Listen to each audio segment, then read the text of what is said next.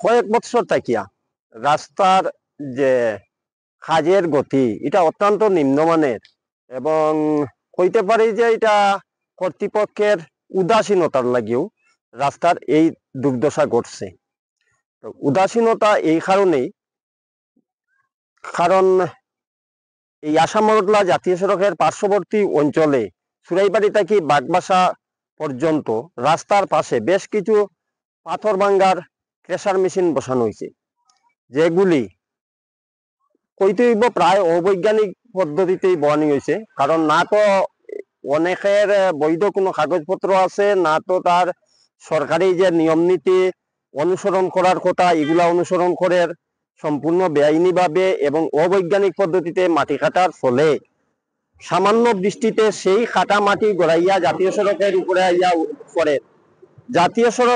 জাতীয় সড়কের পরিচালনা বা উন্নয়নের দায়িত্বে যে সমস্ত সংস্থা আছে তারাও উদাসীনতা কারণে জাতীয় সড়কের যে নিকাশি ব্যবস্থা সেই নিকাশি ব্যবস্থার উন্নয়ন না করায় সেই মাটি নালা ভরাট হইয়া রাস্তা ভরাট হইয়া রাস্তার এই দুর্দশা ঘটছে।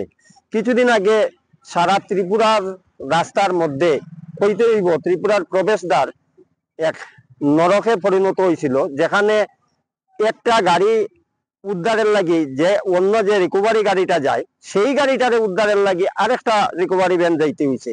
এই ধরনের দুর্দশাগ্রস্ত আসাম-আগরতলা সড়কের উন্নয়নের লাগিয়া আমাদের ত্রিপুরা রাজ্যের মাননীয় সংসদ বিপ্লব কুমার দেব মহোদয় দিল্লিতে সংসদেও জোরালো আবেদন রাখার ফলে যে রাস্তা রিপেয়ারিং এর লাগিয়া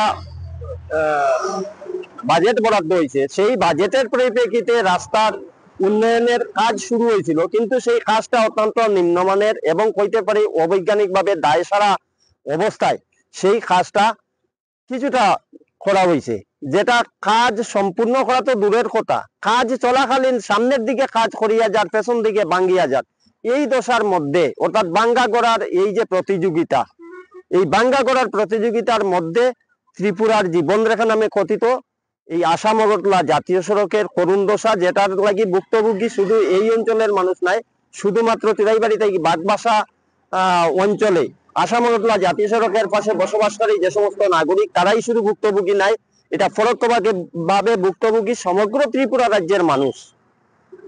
আমি আশা করব আপনাদের এই প্রচার মাধ্যমে সমগ্র ত্রিপুরার যে প্রশাসনিক যন্ত্রের নজরে সেগুলা যাইব এবং জনপ্রতিনিধি যারা আছেন তাদের নজরে যাইব, আর তাদের সম্মিলিত প্রচেষ্টায় এই ত্রিপুরার জীবনরেখা নামে কথিত জাতীয় সড়কের যে আগের যে ঐতিহ্য সেই ঐতিহ্য ফিরিয়ে আইব একটা সুস্থ এবং সবল পদক্ষেপের মাধ্যমে, যাতে সত্যিকারের কাজের মাধ্যমে এবং বৈজ্ঞানিক পদ্ধতিতে এই রাস্তার কাজ অর্থাৎ রাস্তার উন্নয়ন ঘটে এবং রাস্তা নষ্ট করার লাগি যে সমস্ত অপশক্তি ইচ্ছাকৃতভাবে হোক অনিচ্ছাকৃতভাবে হোক বা উদাসীনতায় হোক, যেমন বিশেষ করিয়া ক্রেশার মেশিনগুলির সেই মাটি কাটার বিরুদ্ধে সরকার কঠোর থেকে কঠোর পদক্ষেপ নিয়ে ভবিষ্যতে এই আসাম-আগরতলা জাতীয় সড়কের সুরক্ষায় হস্তক্ষেপ করব এবং সরকার বাহাদুরের হস্তক্ষেপ এবং সক্রিয়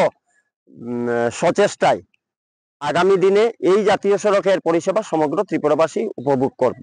যেমন শনিচড়া থেকে বাগবাসা পর্যন্ত যে 3 কিলোমিটার অর্থাৎ চুরাইবাড়ি এবং বাগবাসার একটা অংশ হইল কি শনিচড়া থেকে বাগবাসা, এটার অবস্থা খুব ভয়াবহ। আর শনিচড়া থেকে চুরাইবাড়ি পর্যন্ত এটা মেনটেনেন্স যদিও হয়েছে, কোটি কোটি টাকার কইতাম হইব এটা শ্রাদ্ধ করিয়াই মেনটেনেন্স নামক কিছু কাজকর্ম হয়েছে, কিন্তু এটা আশানুরূপ ফল তো দূরের কথা, এটা সিকিভাগ্য সুফল এই রাস্তা বা রাজ্যবাসী পার না। খুব দ্রুত যদি শনিচড়া থেকে বাগবাসা পর্যন্ত রাস্তার মেরামতের কাজে হাত দেওয়া না হয় বা মেরামত না হয়, তাইলে এখানে অসংখ্য জনজীবনের ক্ষতি হওয়ারও সম্ভাবনা আছে দুর্ঘটনার মাধ্যমে। স্বপ্নের বাড়ি কিনবেন ভাবছেন? দেরি না করে চলে আসুন আর-বি কনস্ট্রাকশনে। অত্যাধুনিক সুযোগ সুবিধা সহ আপনার সাধ্যের মধ্যে ফ্ল্যাট পাবেন আমাদের এখানে। রয়েছে ব্যাংক লোনের সুবিধাও। আগরতলার সার্কিট হাউস, দুর্গা চৌমুহনী, প্রগতি রোড ও কলেজ টিলার মূল সড়কের পাশে। কলকাতার নাগের বাজার, কৈখালি, মালিবাগানে রয়েছে আমাদের ফ্ল্যাট।